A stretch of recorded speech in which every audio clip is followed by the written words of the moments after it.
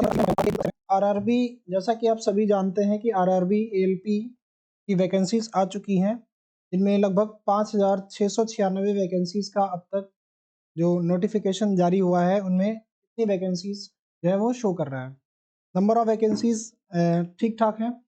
हम इनमें कितने स्टेजेस में एग्जाम्स होंगे उन सभी चीज़ों को डिस्कस करेंगे। CBT 1, CBT 2, CBAT and DVME और सभी चीज़ों के बारे में हम यहाँ पर डिस्कस करेंगे। तो देखिए, सबसे पहले जो एग्ज़ाम होगा आपका CBT 1 होगा, उसके बाद CBT 2 होगा, देन इसके बाद CBAT होगा और इसके बाद फिर मेडिकल एग्जामिनेशन एंड लास्ट में DV होगा, डॉक्यूमेंट वेरिफिकेशन। इन सभी चीज़ों के बाद आप कंप्लीट ज्वाइनिंग मिलेगी। तो CBT 1 में आपका कंप्यूटर बेस्ड एग्जामिनेशन होगा CBT 1 प्रोसेस में, और CBT 1 में जो भी कैंडिडेट क्वालिफाई करेंगे, CBT 1 देखिए अकॉर्डिंग टू नोटिफिकेशन CBT 1 में सिर्फ क्वालिफाइंग नेचर रखा गया है। क्वालिफाइंग नेचर में एक चीज़ और है कि एटलीस्ट मिनिमम आपको अलग अलग कैटेगरी वाइज मार्क्स लाने ज़रूरी है। तो मिनिमम देखिए 40% जनरल कैटेगरी के लिए, 40% जनरल कैटेगरी के लिए या EWS कैटेगरी के लिए डिसाइड किया गया है। एटलीस्ट 40% तो आपको लाना ही लाना है अगर आप UR कैटेगरी या EWS कैटेगरी को बिलोंग करते हैं। तो दूसरी चीज़ क्या है, OBC कैटेगरी को अगर आप बिलोंग करते हैं देन 30%, और अगर SC को बिलोंग करते हैं देन 20%, और ST को बिलोंग करते हैं देन 25%। ये मिनिमम क्राइटेरिया है एलिजिबिलिटी का, इतना क्वालिफाइंग मार्क्स आपको लाना ज़रूरी है CBT 1 में, तभी आप क्वालिफाई कर पाएंगे। उसके बाद CBT 2 की अगर हम बात करेंगे तो CBT 1 में नंबर ऑफ कितने क्वेश्चंस आएंगे, उन सभी चीज़ों को डिस्कस करने के बाद हम बाकी चीज़ों पर आएंगे। तो देखिए, CBT 1 में नॉर्मलाइजेशन की प्रोसेस भी रहेगी, और नॉर्मलाइजेशन की प्रोसेस के अकॉर्डिंगली ही आपका चयन प्रक्रिया जो भी है वो की जाएगी। तो चलिए देखते हैं क्या है। नॉर्मलाइजेशन की हम बात करेंगे, इसमें ड्यूरेशन कितना टाइम आपको CBT 1 मिलेगा, नेगेटिव मार्किंग होगी या नहीं होगी, मिनिमम क्वालिफाइंग मार्क्स कितने होंगे, इन सब चीज़ों को हम यहाँ पर डिस्कस करेंगे, और मेरिट किस तरीके से बनेगी वो सारी चीज़ें देखेंगे। नॉर्मलाइजेशन देखिए अलग अलग शिफ्ट में एग्जाम्स होंगे, इस वजह से नॉर्मलाइजेशन की प्रोसेस को भी इसमें रखा गया है।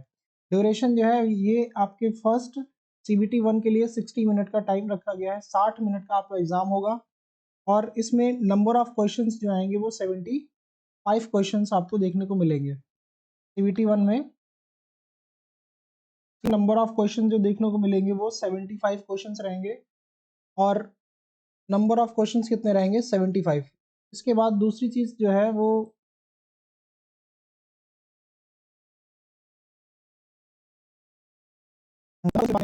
हर एक करेक्ट आंसर के लिए आपको 1 मार्क्स मिलेगा, 1 मार्क्स, और निगेटिव मार्किंग की अगर बात करते हैं तो 1/3 निगेटिव मार्किंग रहेगी। सपोज दैट आपने एक क्वेश्चन सही किया है और उसके बाद आपने 3 क्वेश्चन जो है कंटिन्यूसली गलत कर दिए हैं, तो आपका पूरा का पूरा नंबर डिडक्ट हो जाएगा। आपने एक क्वेश्चन में 1 मार्क्स पाया और बाकी 1/3 करके 3 क्वेश्चन में गलत कर दिए, तो नेगेटिव मार्किंग भी आपकी इस तरीके की रहेगी।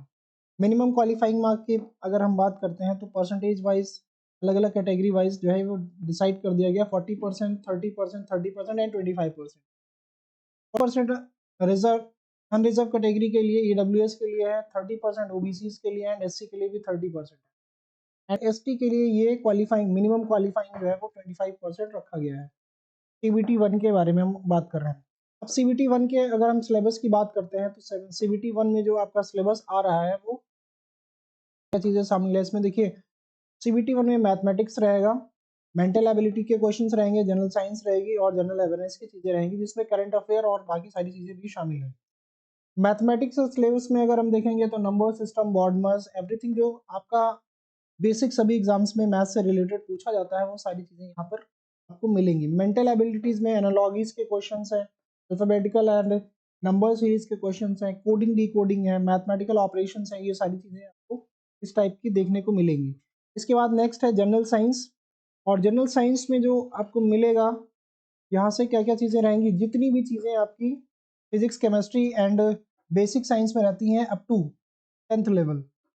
इसमें साफ साफ नोटिफिकेशन में लिखा हुआ है क्लास 10th लेवल तक आपका जितना भी जनरल फिजिक्स, केमिस्ट्री, बायोलॉजी, या जनरल साइंस जितना भी रहता है आपका, वो सारा का सारा आपको इसमें देखने को मिलेगा।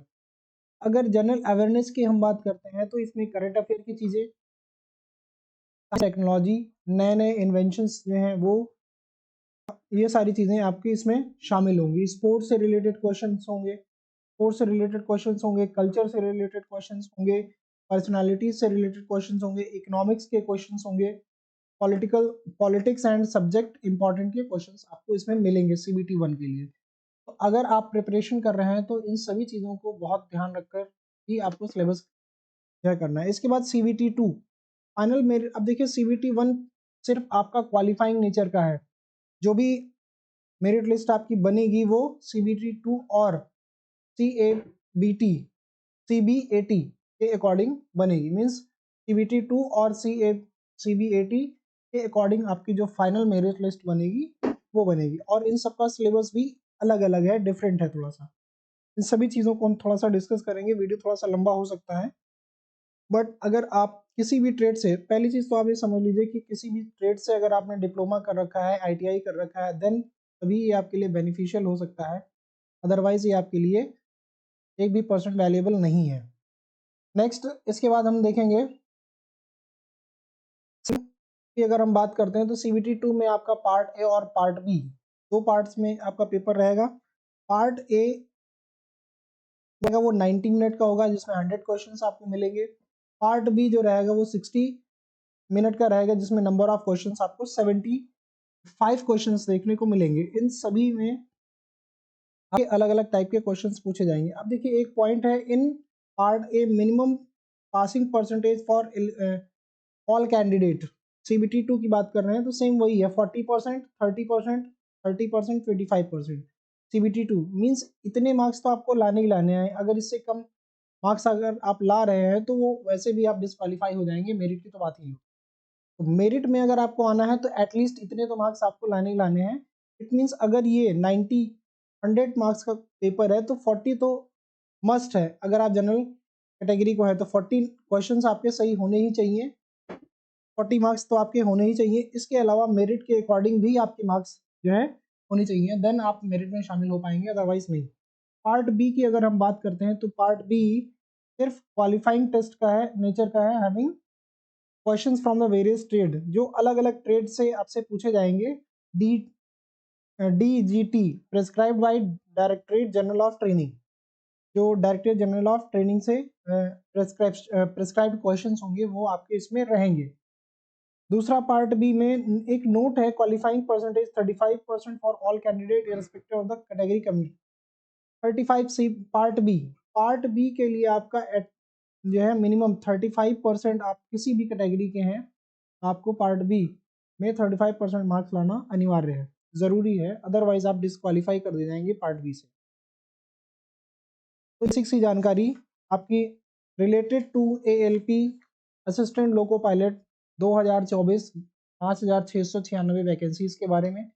आगे हम अगर हम देखेंगे, सिलेबस दिया हुआ है, सिलेबस आप लोग देख लीजिएगा, आप साइट पर जा करके भी आप पूरे सिलेबस को डिस्कस कर सकते हैं, देख सकते हैं, अदरवाइज आपकी वीडियो बहुत लंबी हो जाएगी। पार्ट ए के सिलेबस को हमने, ये CBT 2 के लिए है, CBT 2 का जो पार्ट ए का जो सिलेबस है उसको हमने यहाँ पे थोड़ा सा हाईलाइट किया हुआ है। देखिए मैथ्स का सिलेबस गिवन है, जनरल इंटेलिजेंस एंड रीजनिंग का सिलेबस है, बेसिक साइंस एंड इंजीनियरिंग का सिलेबस है, and syllabus for part B.